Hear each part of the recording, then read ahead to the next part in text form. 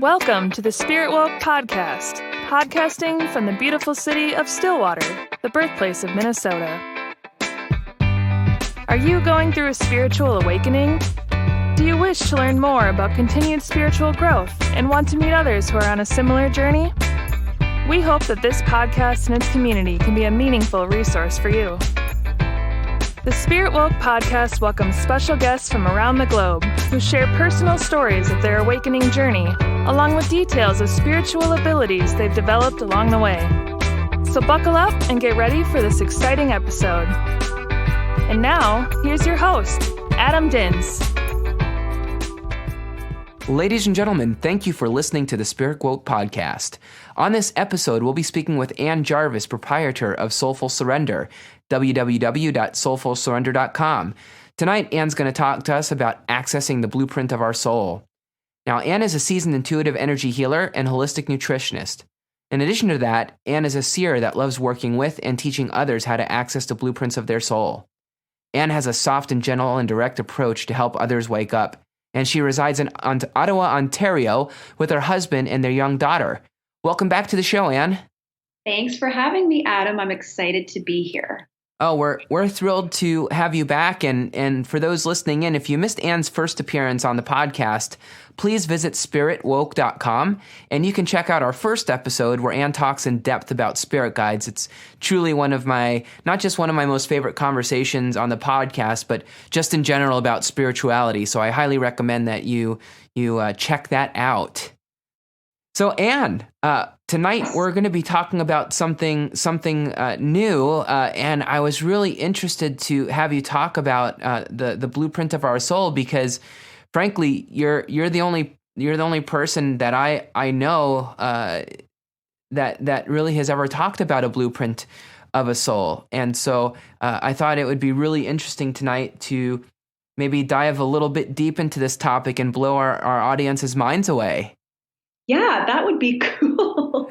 Yeah, it's a very rich topic. And, I think we're actually going to hear more and more people talking about it, because I think people want to know that perhaps there's a bit of a plan that they come with. And so, yeah, it's a very exciting topic. Well, awesome. Well, since you already started to allude to what the blueprint of a soul is, might you tell us a little bit more? So what is that blueprint of our soul? What is it, and what does it refer to? So we all have underneath our human garb, this physical life. We all have a soul. We have which is the part of us that is eternal. So it's always been, and it will always be. And, it's interesting because a lot of us have come to believe, just through some, new age information, which can be really great, and it can also be a little off center. So a lot of us have come to believe that really it's just the human that is always evolving, and the soul is just sort of this static energy or entity, and it's just not true. The soul is continuously evolving, because that's just the nature of our universe. It's in a constant stage of unfolding and evolution. So what the blueprint is it's like a living map. It's like a map that when the soul makes a decision to, let's say, incarnate as a human being, it doesn't come here without a plan or a blueprint. And that blueprint really is only ever about one thing, and that is, how do we best evolve? What is the best way for this unique soul? Because every soul is unique and different. Every soul has like a signature, if you will. And so that particular soul would sit down with a group of other souls that you might call guides, or your spiritual council even, or a council of elders, and you would decide, that soul would decide the best way to move through a given life. So that would include things like, what color is their skin going to be? What's their culture going to look like? Where on the planet are they going to live? What parents are they going to choose? What challenges will they face in order to wake up? Because as you and I both know, Adam, it's really our challenges here that spark us into waking up. It gets us to, fall to our knees sometime and say, okay, there's got to be a better way. What's going on here? And all of those challenges are written into the blueprint, or what you might call your pre-birth plan. And every one of us comes with one. And one of the things that I love about this is that it reminds us that all of us are purposeful. Even our greatest challenges, I would say even especially our greatest challenges, are very, very purposeful. Nothing is without consequence, and nothing is without a deeper and a higher purpose. And that purpose is always about our soul's evolution. Wow, that's really cool. When you were talking, Anne, about the soul contract or the blueprint, and you mentioned awakening, I want to ask you a question about that, because this is something that I've been wondering about for, well, frankly, since I started awakening, which is it in everybody's soul contract or blueprint of their of the soul to awaken in this human life, or is it because there are obviously some people who and it doesn't make anybody any greater or less, but it's just an experience, right? But there's some people who don't really ever have that, at least maybe in this lifetime, don't have a spiritual awakening. Is it? I guess let me rephrase my question. Throughout our lifetimes, is part of that contract to awaken, or can people go through their entire soul's journey without ever having that experience? Yeah, that's a great question. There, of course, are, what I would call degrees of awakening. So some people on the planet, and, we can name a few, like, Eckhart Tolle is someone who, in this particular incarnation that he's living, completely woke up. He would say he woke up out of the dream of illusion. So, he was able to see that the thoughts in his mind and the fearful, thoughts were not true, and that he could come from a completely different heart space. So I would say that every single soul is always moving towards awakening. And so while it might appear that in some, lifetimes for some people that they're just not getting it, right? You and I both know people that seem to be moving through their lives with a great deal of density. They're receiving the hard knocks, but maybe they're just feeling like a victim from the hard knocks, and they're not really, getting the lesson. However, there is always something within them that knows, and that, of course, is their soul. So whether or not the human part of them appears to be sort of coming alongside with the soul's part of them, they likely are. And at some point, I guess to answer your question, at some point along, their evolutionary unfolding, yes, everyone is slated, I guess you will, to wake up in physical form.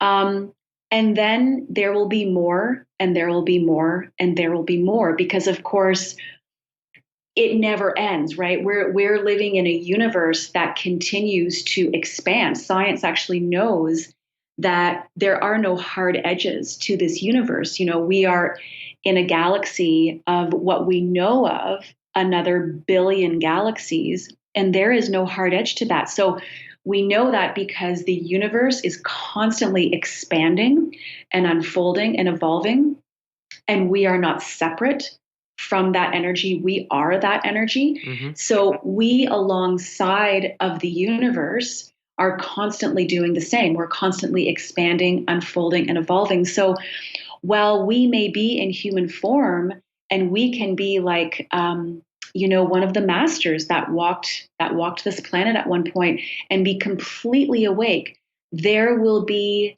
a deepening of even that awakeness. Amazing.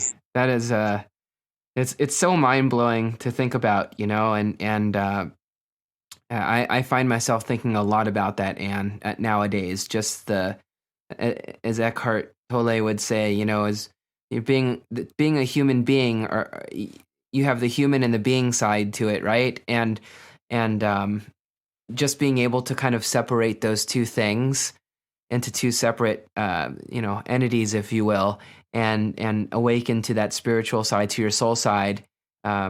It's just so mind blowing. That's why I love talking about the subject. But so let me ask you this question, Anne. So thank you for sharing about what that blueprint is, and as it relates to you, how and not asking you to give away the secret sauce here by any means, but how do you access this blueprint for your clients, and what does it look like? Do you actually see, say, a contract or a blueprint, or is this something it's like a knowing? Is it how would you articulate that? Yeah, so it's interesting. So I mean, everyone would sort of access their blueprint a little bit differently, but maybe I could start by sharing how the listeners, if they're feeling motivated to do this, how they can begin to access their own blueprint, and then I can sort of share with you how I'm able to do that with clients. But so you would start to access that by getting really quiet, taking some space every day, getting really quiet. You can go into meditation, but you don't really have to go into meditation.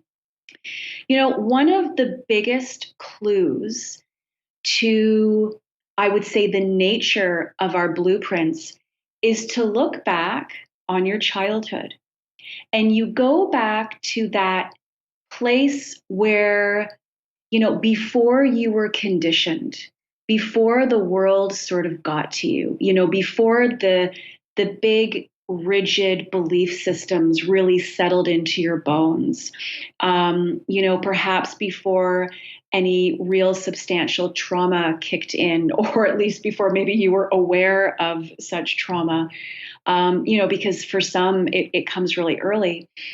But you kind of go back to that really innocent space.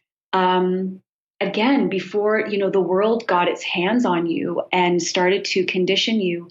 And you look at your personality, you look at some of the ways that you liked to be in the world. Did you like to be quiet?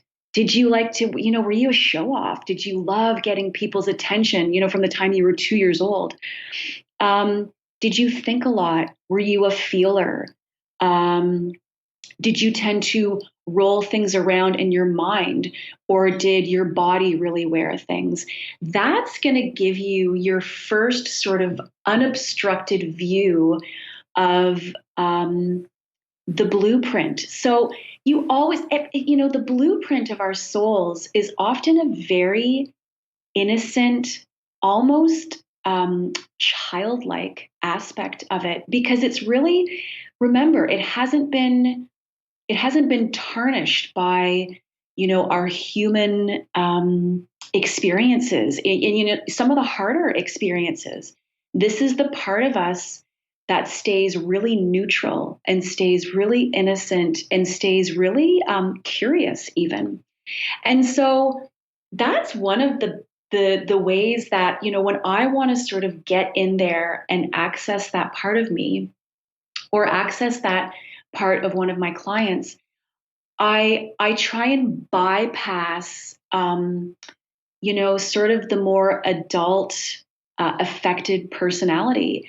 And it's amazing because when you really sit down with someone or you sit down with yourself, you can really sort of, if you get really quiet for a minute, you can really go to that space, because it doesn't go away in any of us. It's always there because that is your soul, right? So when we come in as newborns, we come in as pure souls. We're just pure, pure, pure. Nothing has affected us yet. And so that's a really good starting spot, is to go back to that innocent place. It's a really curious place. And then from there, you can go to places like you can start to check out the frequency of your soul. And often one of the ways you can check out what I would call the frequency of your soul is by looking at your color. So you could look at your, auric color.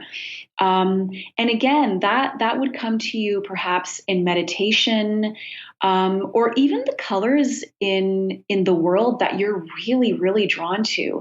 I love purple, and I love gold, and I love indigo blue, or like a lapis lazuli, crystalline blue. And those are actually the colors that my aura emits. And so, you can do, there's kind of little ways and little tricks, because your soul is really always speaking to you, because it's always there. So it's just about giving yourself some space to turn in and listen. Wow, that's really fascinating. Let me ask you this question, Anne. So say, and I'll just be a little vulnerable here.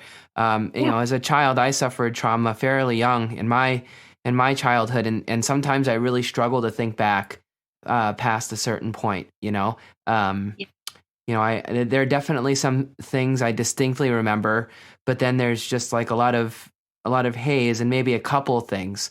So in the case that you find someone like me who doesn't necessarily have the clearest, view of that early part of their childhood, are you able to help them in to access that through other methods?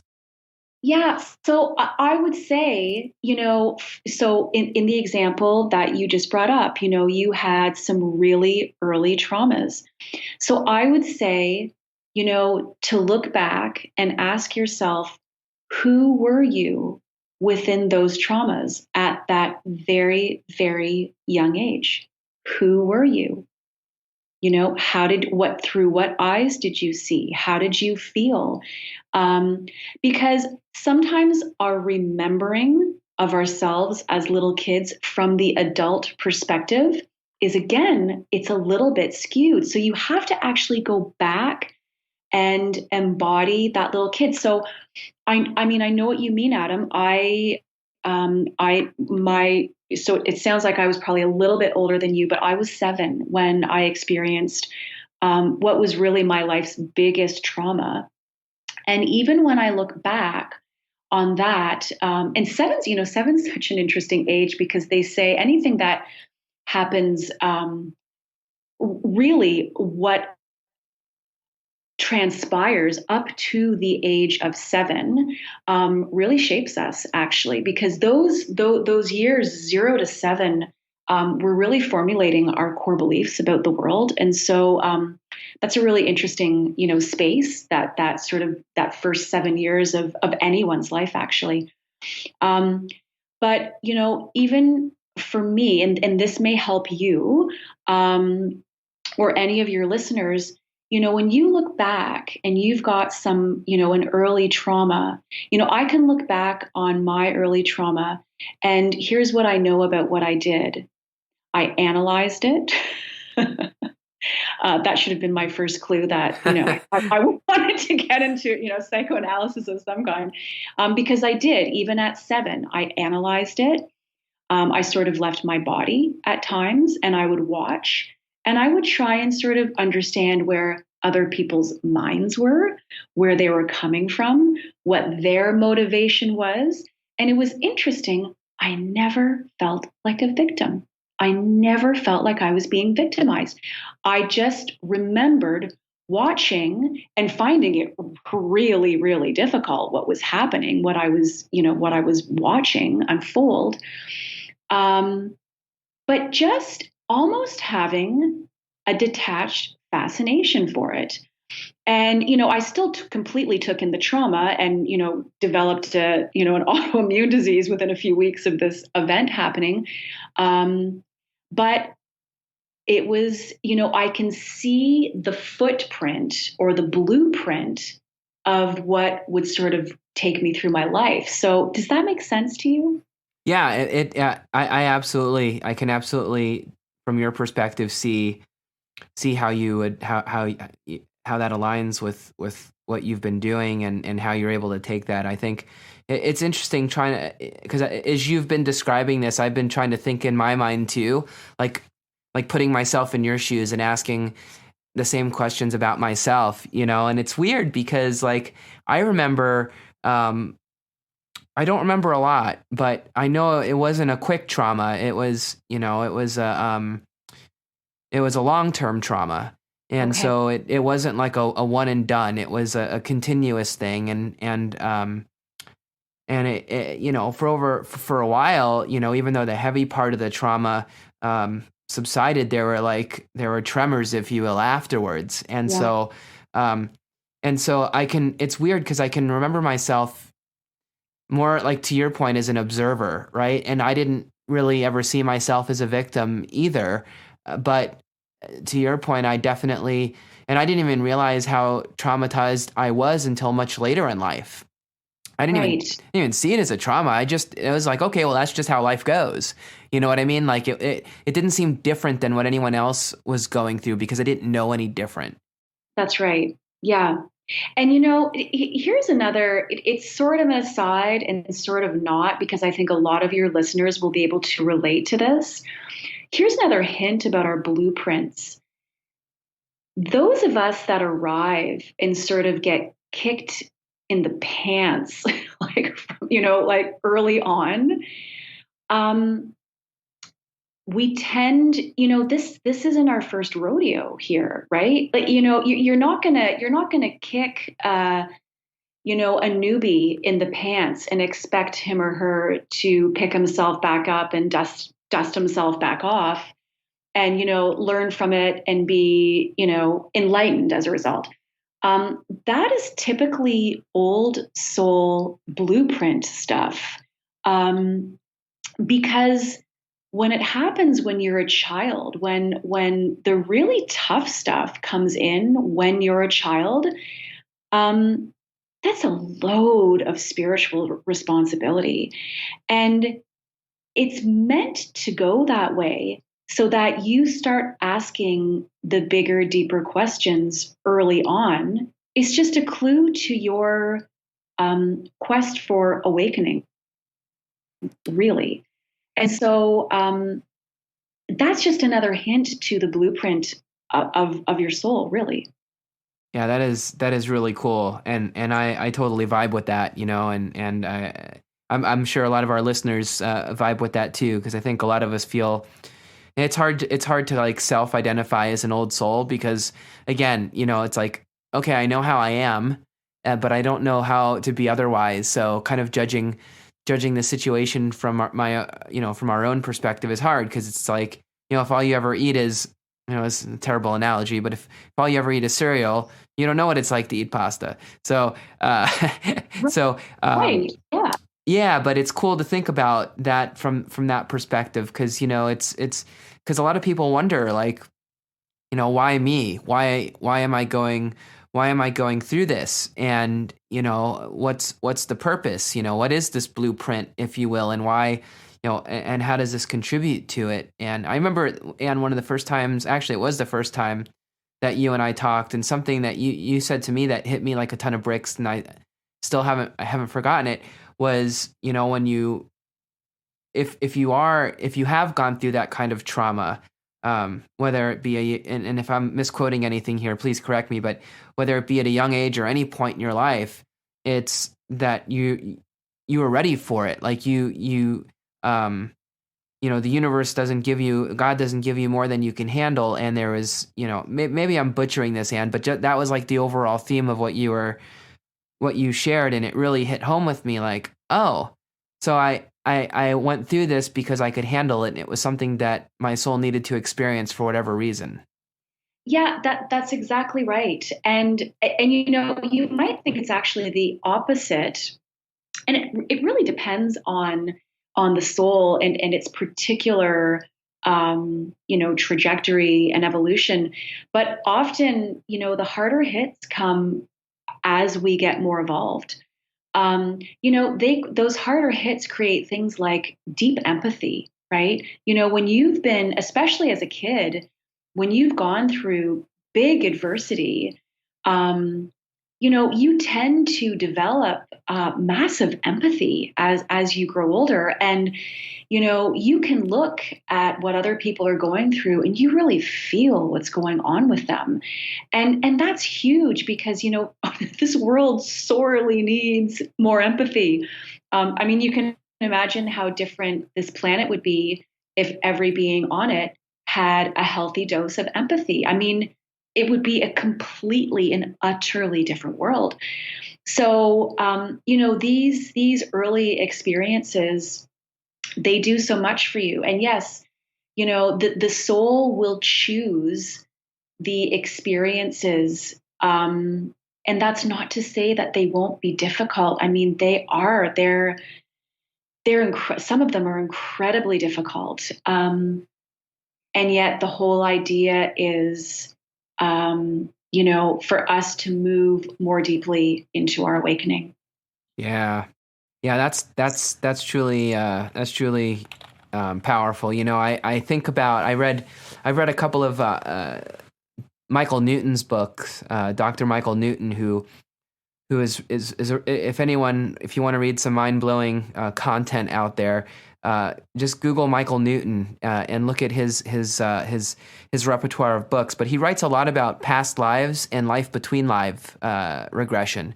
So and oftentimes when he regresses people through hypnosis and they sort of talk about the life between lives. So when there is one of his biggest fans would call it the flip side, right? When you're on the flip side after you pass away in this human life and you're there, and you actually are able to experience while you're alive what it's like to be on the other side, and to some extent, access the types of information and that you're talking about, like why, what were some of my past lives and why did I live those, and how do those past lives affect my current life, and what am I supposed to be doing in this life? And it's such a fascinating, I hate to say idea, but just a fascinating what is that our souls actually do that. You and I talk about it sort of not necessarily scientifically, but matter-of-factly. But if you just truly appreciate the process of when our soul, when we pass away, when our physical body dies and our soul moves to the other side, if you will, and we regroup with our soul family and our council, and we review our life and we heal, and we go through this tremendous process where we start to ask ourselves, okay, well, what do I need to do next? Like, how else do I refine? How else do I keep turning this lump of coal into the diamond, right? And Right. that whole, it's nothing to take lightly. That is so deep. It is so, so deep. It is. And not only that, but I have found, just personally, and with working with, a number of people now, that even just holding the knowing that you are actually not a human being, you're actually an eternal soul that is really, really purposeful, that in and of itself can heal lifetimes worth of stuff. Because when you're not stuck, or you're not guilty, or your shame is not real, or your parents' divorce wasn't your fault because it was always planned, or losing someone really close to you there was a purpose to that.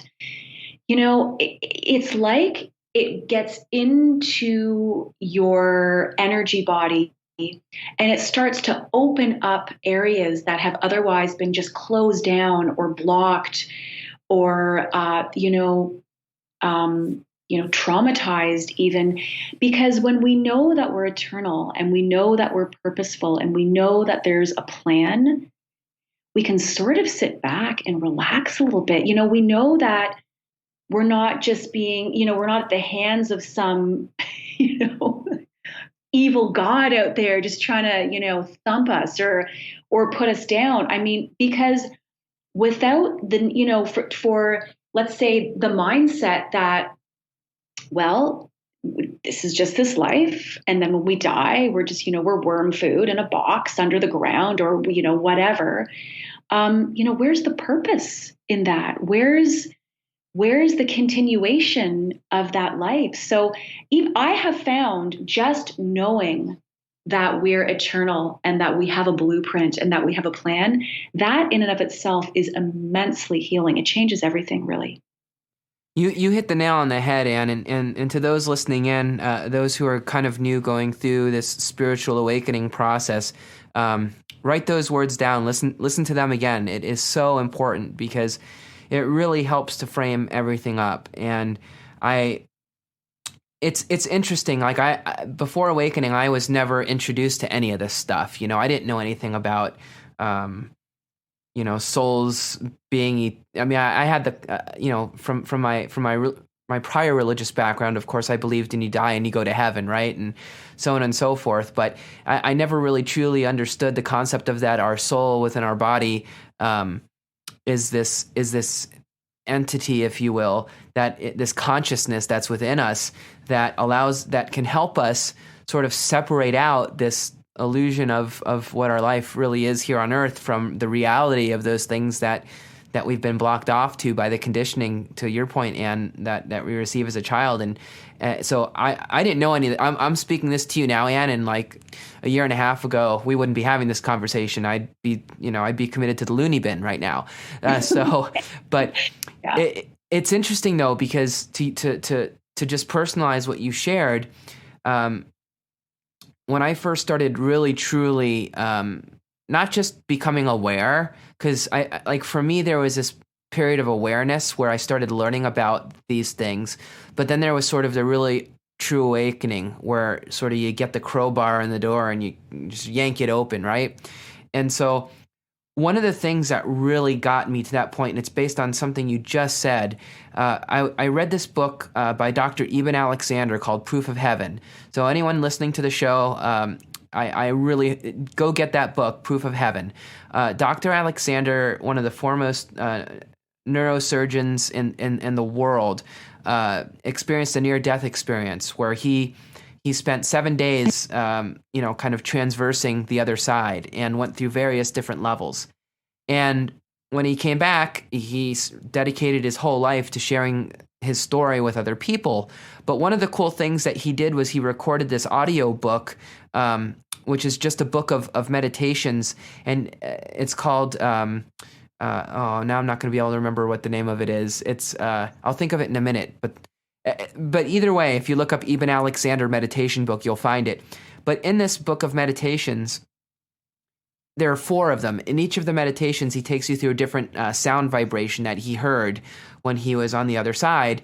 And before you actually get into the meditation, like the first one says, I have thoughts, but I am not my thoughts. I am an eternal soul. Mm-hmm. And when I listened to that the first time, I'm like, what? It just like cracked me open. And then in the next meditation, it was, I have a body, but I'm not a body. I'm an eternal soul. Right. And to what you said, Anne, when you realize that that's who you really are, you're not this body, you're not these thoughts, you're not these emotions, you're an eternal soul, it really does flip everything on its head. It so does. It can heal diseases, like long-standing diseases. It can heal long-standing trauma. It can heal, to be honest with you, I would say it's really the only true healer of anything that we have here is to sort of take that. And it's such, as you know, Adam, it feels like such, at the same time, a subtle and yet deeply profound shift, right?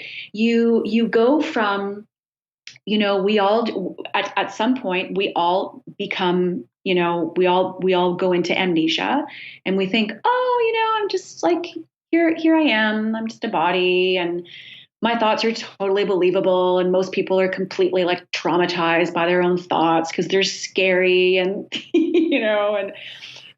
more thoughts, certain thoughts then create other thoughts, and then they become habitual, and so on and so on. But then when you take that just very subtle yet totally profound shift, and exactly as you said, you start to embody the knowing that, I have these thoughts, but I'm not my thoughts. I'm an eternal soul. I have this body, but I'm not this body. I'm an eternal soul. I may have had this trauma, but I am not this trauma. Yes. Right? I'm an eternal soul. I may have suffered this incredible loss, but it doesn't stop. It doesn't stop there. We keep going. And whatever I've lost, whoever I've lost, they're still there all the time. Yeah. Right? All the time. And I mean, there is no better healer that we will ever access on this planet than that knowing. Amazing. That is brilliant. And, I was kind of wondering why we were kind of being led down this path of talking about the soul in such detail when we were set up to talk about the blueprint. But I'm getting a little bit of a turn backwards towards the blueprint, and I think it makes sense now that we've talked about all of this. So, from a blueprint perspective, when you access the blueprint and it's and you're sort of reading it, if you will, is it the blueprint of what the soul is supposed to accomplish in this life from a growth perspective, or is it what the human is supposed to accomplish? And I say that as they're separate entities for some reason, but from a human perspective, oh well, you know what, you're supposed to be a doctor, and as a doctor, you're going to learn to really value life and appreciate other people's lives, and seeing the fragility of life, you're going to learn to love? Or is it more of like, you're a soul, and from your soul's perspective, you're going to learn how to ... You see where I'm getting with that question, Anne? I think so. I'm going to try and answer it, and if I'm going offside, you can let me know. So when I look at someone's blueprint, and this is just me, so someone else might see it very, very differently. But in my experience of, looking at my own blueprint, looking at my clients' blueprints, I sort of more so see the blueprint as a series of energies. Okay. Right? So, and what we then as the human being do with those energies, that's where we get a little bit into the free will stuff. And that's just a completely different, I mean, we could talk for days about free will versus, right, the fatalistic, I guess, or the planned point of view. And of course, there's both, there's definitely both. But for example, when you look, so when I looked back when I was a little girl, I didn't know that, of course, intuitive energy healers existed. So I wanted to be a psychiatrist when I was a little girl. I thought, well, all of my parents' friends are, talking to me about their problems, and like, I'm 8 years old. And, I tend to be really good at helping them, and I seem to be a really good listener. I think I should just be a psychiatrist. And then, when I got to university, I thought, oh, maybe I'll be a nurse because I really like helping people who've been sick because I went through this big illness as a kid and into my adulthood. But really, what the blueprint was I'm a healer. And, sort of whatever way that was going to be expressed. And, again, the blueprint might be really, really specific. And I would say, again, I'll just use my own example. I couldn't have been a nurse because I would have been ousted it was far too conventional. I have some interesting opinions on medication and that sort of thing. So, I was always meant to be sort of the weird energy healer. And so I don't know if that's answering your question or not. No, it totally did. Cause I think Okay. where I wasn't sure about cause not knowing really what this blueprint looks like or feels like was, do you get a sense of what the person's life is going to be like in terms of what they do, or are they the lessons of what the soul is supposed to learn? But it sounds like what you're saying is that blueprint really is sort of that, here's sort of like your soul's personality or constitution, if you will. And what Yeah. you do with that is up to you. A lot of times and a lot of times not. See, it's it's so not an easy question to answer. I'll give you another example. My sister went through a divorce about a year ago. And of course, that was always written into her blueprint. And I could see it at the time. And it was so interesting because she really, really resisted this parting of ways. And but it's sort of me because I was, of course, not emotionally or as emotionally involved as she was. She was the one going through it. So I was able to sort of sit back and have a little bit of objectivity and sort of from my, intuitive, energetic objectivity point of view. It was, well, of course, she was meant to go through this.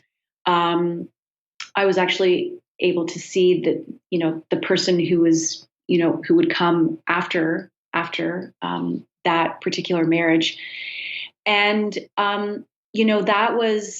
that was definitely written into the blueprint. Definitely. So yes, I mean, the sort of the backbone is always, as you said, it's like a personality or a constitutional, like a felt experience. And then, so some blueprints, some souls decide before they come in, some souls are extremely hands-on and they say, this is how your life is going to roll out. So you may as well just surrender to it. And that's sort of my life. That's sort of what my life has been very directed. And being an earlier complete control freak, I've had to learn to really get quite surrendered. Other people have a little more leeway. They have a little more wiggle room as long as they are carrying out the general energetic aspect of their soul's blueprint good enough. Yeah, that's awesome. That is some deep stuff. So Anne, I know we're I want to be considerate of your time with us. I know how valuable it is. Is there anything, just kind of closing up that you'd like to share about the Soul's Blueprint? And I'd love if you would share with the audience how they can get a hold of you to learn about their blueprint. Yeah. So, I mean, I would say it's, first of all, and just incredibly worthwhile to get really quiet and start examining your own blueprint. And so, we talked a little bit earlier about some ways that you can do that. Look back on your childhood, look back to those really, those more quote unquote innocent days where you were a little less affected or conditioned by the world. And, one of the other ways that it's really, sort of telling is, what do you love? what makes you smile? What makes your heart open? What makes your heart soar? What do you daydream about? What do you find yourself wishing for? Do you love the solitude of the woods? Do you love water? Do you need to get yourself by water? Because we often think that our blueprint has to be, really big and overarching, and it has to be these heavy hitting points. But for example, in some people's blueprints, they might need to be they might need to be in a forest a lot, because it somehow feeds them. They might need to have a lot of kids, be around a lot of people, be in big, big families, and just be surrounded by people. You might need the opposite. You might need a lot of quiet. You might need a lot of quiet. And so, it's actually probably easier than we think to start to map your blueprint, because it's really just underneath it all, the things that you love the most. It's the things that you crave the most. And it's really sort of the innocent part of your personality. And that's really what you want to look for. So it's that unconditioned, unaffected part of you. And that's who you are. And then once you sort of discover who that is, you can start communicating with that part of you. You can start communicating with your soul and dialoguing with your soul. Ask your soul to communicate with you through your dream time. I do it all the time, and I'm amazed at what I wake up. And of course, I have to have, a piece of paper and a pen right on my bedside table, because as most of us know, the dream is gone within, half an hour of waking up. Yeah. But right when you go to, before you go to bed, ask your soul to communicate something with you. One of my favorite questions to ask my soul is, show me my next best steps. So it's a really open-ended question. You're not saying, should I take this job or should I not, or will it ruin my life if I take this job, right? We're not, like pinning our soul into a little corner. We're asking, show me my next best steps, and show me through my dream time. Show me through the synchronicities in my life, through conversations, through passages in books, through songs on the radio. And then, it's our job to wait and be really present to what shows up for us. Yeah. It's so spot on. And a lot of times it's like that old, it's like that story of the man out at sea in his boat, and there's a huge storm, and he says, please God, send me a boat to rescue me. And, a boat comes by and says, hey, we're here to help you. He goes, no, I'm waiting for a different boat.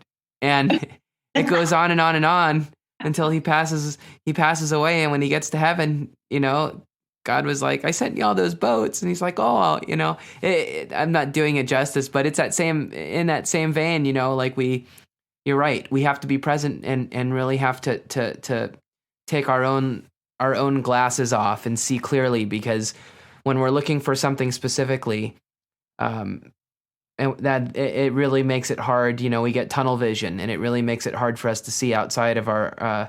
It makes it hard to see that peripheral vision that's so needed. And I'm as guilty of that as anybody, and I'm learning. And for those of you who are listening to this, like, wow, how do I do that? I feel like it will come. It will come. You can't really force it to happen, but you'll get like to kind of a terrible analogy, but you'll see like a little flicker on the side of your eye, and you'll pay attention and go, oh, that's always been there. How have I not seen it until right now? Right. And eventually you'll notice it. So if you try and notice it too much, you're going to miss it. So it's like that perfect balance of, you just have to kind of wait until it happens naturally. Yeah, absolutely. And like we talked about before, even just starting to acknowledge or, open that door just a crack to maybe acknowledge that we do have these eternal, limitless souls. Because, of course, the soul has the big, huge, universal view. So just starting to acknowledge that part of you exists, it starts to widen what, as you said, what is normally really, human tunnel vision. It just gets wider and wider and wider all the time. And it's really cool to watch it happen. And you're right, Adam. It just starts happening bit by bit, more and more all the time. Absolutely. Well, Anne, I want to thank you for your time. It's been so great having you on the show, and I hope that in the future we will have additional fun topics to chat about for sure. We will definitely. Thank you so much. It's always so fun to talk to you, Adam. Absolutely. Ditto. And if you want to get a hold of Anne, check out her website, soulfulsurrender.com, which is SOULFUL, surrender.com. And you can read all about what Anne does and her specialty, and you'll be able to get a hold of her that way. And so until next time, everyone, namaste.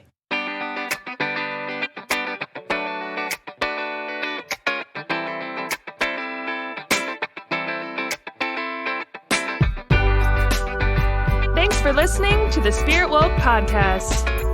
If you've enjoyed this episode, please subscribe and leave us a review on iTunes, Spotify, or wherever you get your podcasts. Be sure to check out our website, SpiritWoke.com, and connect with the SpiritWoke community on Facebook, Twitter, and Instagram. Just search SpiritWoke. Join us next time for another edition of the SpiritWoke podcast. Namaste.